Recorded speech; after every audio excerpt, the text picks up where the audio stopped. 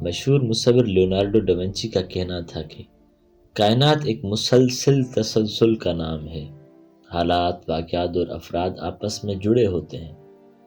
آج 12 دسمبر ہے اور کچھ ہی دن بعد 16 دسمبر، یعنی وہ دن جب پاکستان کے 2 حصے ہوئے اور دنیا کے گولے پر ایک نیا ملک بنگلہ دیش نمودار ہوا۔ اس نئے ملک کی تعمیر میں جتنا حصہ وہاں کی عوام کا تھا، اتنا ہی انڈیا اور راک کا بھی۔ تو بنگال سے بنگلہ دیش کے سفر کو سمجھنے کے لیے ہمیں پہلے یہ معلوم ہونا چاہیے کہ راک کس نے بنائی اور علیحدگی میں راک کا کتنا ہاتھ تھا۔ آپ سن رہے ہیں سندھ واچ کی پوڈ کاسٹ اور میں ہوں آپ کا دوست شام مراد۔ راہ مشرقی پاکستان کے سکوت کو اپنا سنہری کارنامہ گردانتی ہے۔ راہ کے قیام کے روز سے وزیر اعظم اندرا گاندھی نے راہ کو خصوصی طور پر مشرقی پاکستان کو مغربی پاکستان سے علیحدہ کرنے کا فریضہ سونپا۔ راہ کی تشکیل کا خیال یوں پیدا ہوا کہ سن 1962 میں بھارت کو چین سے جنگ میں بڑی ہزیمت کا سامنا کرنا پڑا۔ تب مسز اندرا گاندھی کے والد پنڈت جواہر لال نہرو بھارت کے وزیر اعظم تھے۔ ہندوستان کو چین کی عسکری قیادت کا بالکل اندازہ نہ تھا۔ چین بھی ان دنوں مریخ کی طرح کا کوئی دور سیارہ لگتا تھا۔ بس فرق یہ تھا کہ چیئرمین ماؤ زے تونگ کے مقابلے میں مغربی میڈیا جواہر لال نہرو کو زیادہ جانتا پہچانتا تھا۔ نہرو کے زمانے میں بھارت کو چین کے خلاف معلومات اکٹھی کرنے اور استعمال کرنے کے لیے رامیشور ناتھ کاؤ صاحب کی نگرانی میں ڈائریکٹر جنرل آف سیکیورٹی بنایا گیا۔ امریکہ اور برطانیہ کے خفیہ اداروں نے اس تشکیل میں بھی ان کی بڑی مدد کی۔ 1996 میں انڈیا بھر میں بنگلہ دیش کی 25ویں سالگرہ منائی جا رہی تھی اور اس موقع پر متعدد تقریبات کا اہتمام کیا گیا تھا۔ ایسی ہی ایک تقریب میں بنگلہ دیش کے ایک صحافی نے ایک لمبا پرکشی صورت والا شخص دیکھا جو ان کا نام رامیشور ناتھ کاؤ تھا۔ وہ انڈیا کے خفیہ ادارے را کے بانی تھے۔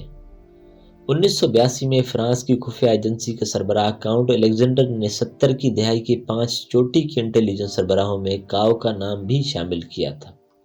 رامیشور ناتھ کاؤ 1918 میں بنارس میں پیدا ہوئے تھے۔ 1940 میں وہ پولیس میں بھرتی ہو گئے۔ جب تقسیم کے بعد 1948 میں انٹیلیجنس بیورو قائم ہوا تو انہیں اس کا رکن بنا کر اس وقت کے وزیر اعظم جواہر لال نہرو کی سیکیورٹی پر تعینات کر دیا گیا۔ 1955 میں انہوں نے ایک چینی جہاز کے تباہ ہونے کے پیچھے تائیوان کا ہاتھ ہونے کا سراغ لگایا، جس کی وجہ سے وہ خاصے مشہور ہو گئے۔ اس پر انہیں چین کی طرف سے خصوصی اعزاز سے بھی نوازا گیا۔ اندرا گاندھی کاؤ کے ساتھ نجی مشیر کے طور پر اکثر رابطے میں رہتی تھی۔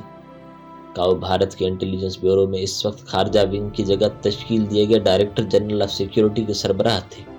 وہ ان کی شخصیت کی وجاہت، رازداری، وفاداری، ذہانت اور خود کو غیر اہم بنا کر رکھنے کی اہتمام والی خوبیوں سے بڑی متاثر تھی۔ 1968 میں اندرا گاندھی نے امریکی ادارے CIA اور برطانوی ادارے MI6 کی طرز پر انڈین خفیہ agency research and analysis wing یعنی را کی بنیاد رکھی، جس کا کام بیرونی ملک انٹیلیجنس کے معاملات پر نظر رکھنا تھا۔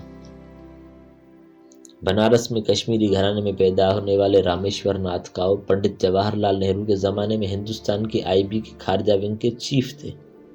اندرا گاندھی نے ان کی صلاحیتوں کا اعتراف کرتے ہوئے انہیں را کا پہلا سربراہ مقرر کیا۔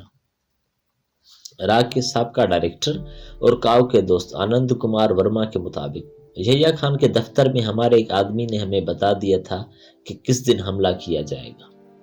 انڈین فضائیہ کو ہائی الرٹ کر دیا گیا۔ 2 دن گزرے مگر حملہ نہیں ہوا۔